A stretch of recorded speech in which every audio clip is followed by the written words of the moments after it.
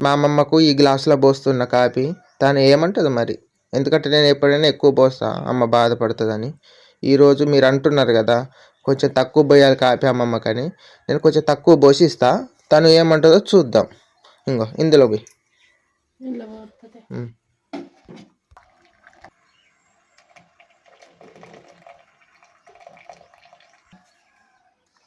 ఎందుకు గింత పోతే బాధపడతాను, సిగ్గిన్లో పోద్దాం.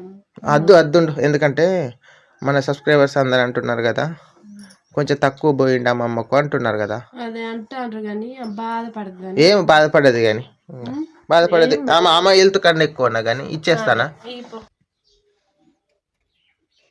ఈ వేడున్నది దీంట్లో కూడా కొద్దిగా తక్కువ చేస్తే మరీ తక్కువ కాదు, అందుకే వేడున్నా కూడా పట్టుకొని పోతున్నా. అవి చూడండి పొగలు ఎట్లా వస్తున్నాయో.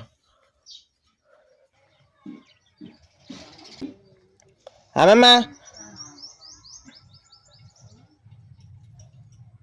మొహం కడుక్కున్నావా?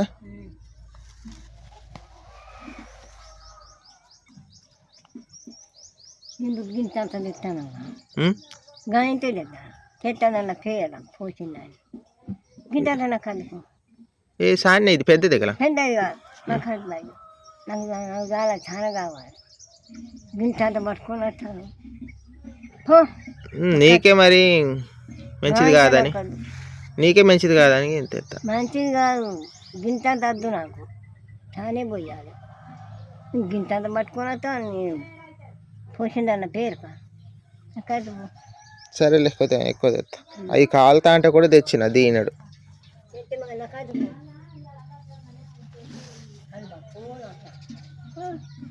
ఏం చేస్తాను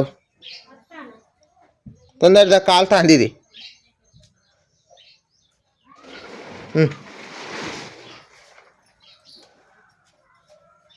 ఏమైంది కాబట్టి వచ్చినావు? కొంచెం ఎక్కువ పోయి దడదడ అవుతుంది అన్నది. అంతేనా? పెద్ద గ్లాసులే కొంచెం ఎక్కువ పోయి పొద్దున కదా దడదడ అవుతుంది.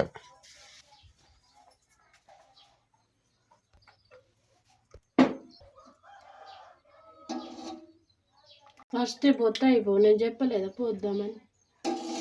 ఇప్పుడైతే ఏమవుతుంది?